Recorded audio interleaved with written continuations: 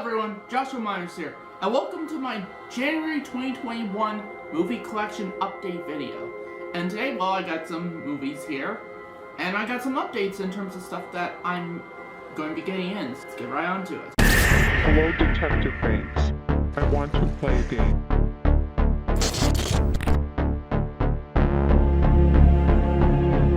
You should probably run.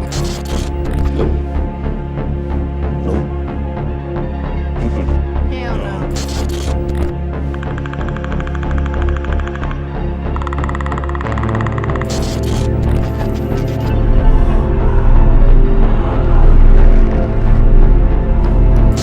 Do you believe in ghosts?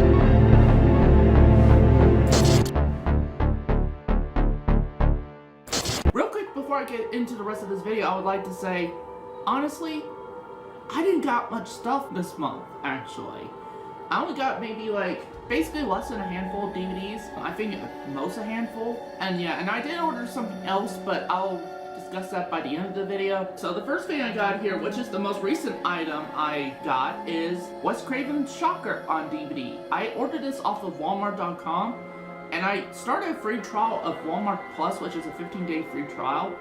And I was able to get this for like $3.50 free shipping, and the $3.50 is total, which includes the tax. Yeah, I got this for super cheap. I have not seen this movie. This movie was featured in the In Search of Darkness documentary, which takes a look into 80s horror, and I haven't seen much of Wes Craven's movies. I've only seen the Nightmare on Elm Street films he worked on, so that includes the original, Dream Warriors, and Wes Craven's New Nightmare. And then I, of course, seen the Scream movies, which he worked on. Oh, and also I saw The Last House on the Left, which honestly I did not like. If you want to know more on my thoughts on The Last House on the Left and some of the other movies I did reviews for, I'll put them in the link down below. Some of them I do got upcoming reviews for, like the original Nightmare on Elm Street. I did a review for that. But yeah, Wes Craven's Shocker. Okay, the next one I picked up from Amazon.com, actually.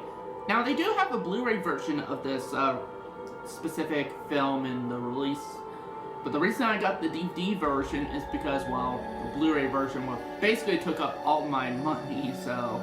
And I wanted to get several items, not just one. Plus also, I've had at least one bad run-in with this certain boutique label company a while back, so I didn't want to pay too much money just in case I ran into the same problem with them. And I made sure to double check just in case. This DVD comes from a well-known boutique label in the horror community, and that is Arrow Video. Now here's the thing, I did purchase something from Arrow Video a while back, about a year ago or something like that, and it was Blu-ray of Madman, the 1982 slasher film, basically the whole Madman Mars stuff and that, which I did review Madman for my 31 Days of Halloween review series. If you wanted to check that out, you could, I'll post a link in the description below. But I wanted to get that, and then when it came in, I didn't realize that the version I got was not of this region. I'm in America, so I did not got my region at all.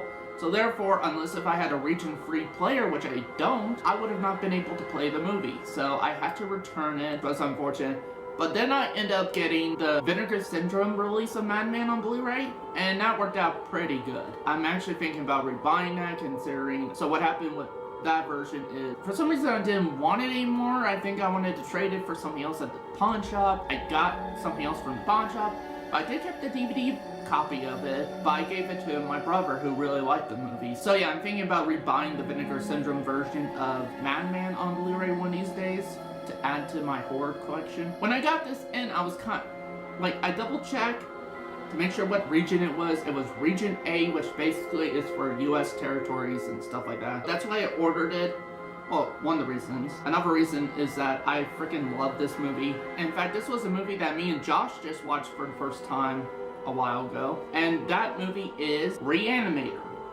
So I got the Arrow Video release of Reanimator, and I tested it on my PS4. It works amazingly, actually. I did check out some of the features. Well, I just skimmed and scanned through the special features. I have yet to check out every single one of these that's on here, because this is jam-packed with special features. Now, just like with Scream Factory, these do have reversible covers. I'm right now using the original artwork, but if you want to know what was the newly commissioned artwork, this is what the newly commissioned artwork looks like, which is pretty badass, if you ask me. But I don't know, I kind of slightly prefer the original artwork there. I think the issue I have with the newly commissioned artwork is I don't like the fact that it's white. I think the black actually goes a lot better on this release. But let me mention the special features here. It's a 4K restoration of the unrated version and standard definition for DVD presentations. Oh, I guess I have standard def. But still looks really good. It's mixed in 5.1 surround sound. So there's cool stuff too in the audio options. Like there's the isolated score. So if you go into audio settings, switch to that. All it is just basically you watching the movie with only the music. No dialogue, no sound effects, just the music. And that is pretty cool. Brand new audio commentary with the late director Stuart Gordon. By the way, like that was really sad what happened with Stuart Gordon. Let's just all have a moment of silence for the late Stuart Gordon. May rest in peace. Brand new audio commentary with Stuart Gordon and actors Graham Skipper and Jesse Merwin of Reanimator the Musical. Audio commentary with Stuart Gordon, so old one. Audio commentary with producer Brian Yunza and actors Jeffrey Combs, Robert Crampton, Bruce Abbott, Robert Sampson. There's Reanimator Resurrects, feature-length documentary of the making of the film, featuring extensive interviews with the cast, which also includes interviews with the director Stuart Gordon, producer Brian Yunza, writer Dennis Powell, I think. I don't know. Here's his name right here. Composer Richard Band and former Fangoria editor Tony Tapone. A music discussion with composer Richard Band interview. Robert Crampton in conversation. The Reanimator star sits down with journalist Alan Jones for this career-spanning 2015 interview. So there's a 2015 interview with Robert Crampton. Catastrophe of Success, Stuart Gordon, and the Organic Theater. Director Stuart Gordon discusses his early theater roots and his continued commitment to the stage. Theater of Blood, Reanimator featurette, which basically has the musical lyricist. I don't know how to pronounce that. So basically the songwriter for Mark Nutter on adapting the cult classic for musical theater. Includes extended scenes, a deleted scene, trailer and TV spots, still gallery. If you put this in your computer or laptop, you get the screenplay, so basically the whole script of the movie. And it says reversible sleeve with newly commissioned artwork by Justin Erickson, which I just showed you the reversible cover. So yeah, this is so far an awesome release. If you love Reanimator, or if you have not seen it, I highly recommend it. This wasn't actually that expensive. It was only like $14. Well, no, not even $14. It was like $12. And if you have Amazon Prime, it comes with free shipping. So I highly recommend you pick this up. And that's just for the DVD version. The Blu-ray version was like $20. I thought that was too pricey, so I went and got the DVD version. But the DVD version still looks pretty good. So I highly recommend picking up the Arrow Video release of Reanimator. Okay, the next two things I got kind of coincide with that, and I'm not sure if I've shown you this in my holiday shopping haul video, but just in case I'll show it to you because it did came in January. The first thing is In Search of Darkness Part 1 on Blu-ray. So basically, I did back In Search of Darkness Part 2, and I was able to get the physical release of In Search of Darkness Part 1, which this one, me and Josh watched. It was a fantastic documentary, probably my favorite horror documentary, just documentaries in general, but definitely my favorite horror film documentary.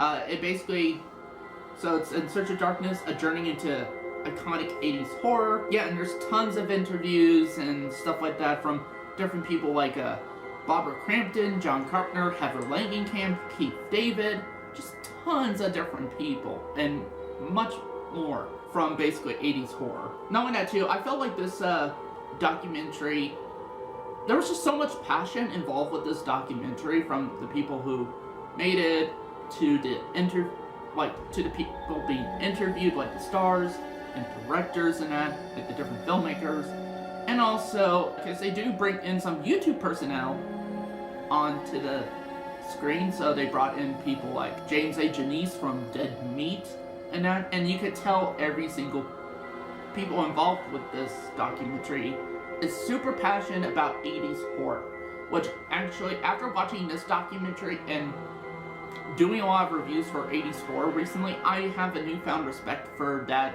decade of horror. Because prior to that, you know, there was some 80s horror I did like, but I honestly preferred, you know, horror from like the 70s and stuff like that, which I still think there's a lot of good stuff from those decades, but honestly, I fucking love 80s horror movies now. I really do. So, and this documentary helped me with that a lot more, and, you know, just helped me found a new, like, just basically, it gained me a newfound appreciation for 80s horror. And then the next thing I got here, which came in the same time, is In Search of Darkness Part 2. So this is the sequel documentary. Basically, it covers even more 80s horror that this one did not cover. And there's even more interviews from different people. Like, you got new people in, like Robert Englund, Nancy Allen, Winela Quigley, Tom Savini. So just different new faces talking about 80s horror. I have yet to fully watch this one. Me and Josh just started on it, and so far we like it, but we don't think it's as good as this one so far. So, but it's still so far an amazing documentary on horror movies, and especially 80s horror. As far as I know, you can no longer get these sets because it was only for, you know, project backing, and this one you get your name in the credits if you did, which I have my name in the credits in this documentary set for In Search of Darkness Part 2. It was pretty awesome to see my name in the credits. Yeah, I don't think you could get these two documentaries anymore. You could actually watch this on Shudder, so the first one. So if you have a Shudder account, you could watch this. But they said they're not going to put this one on Shudder.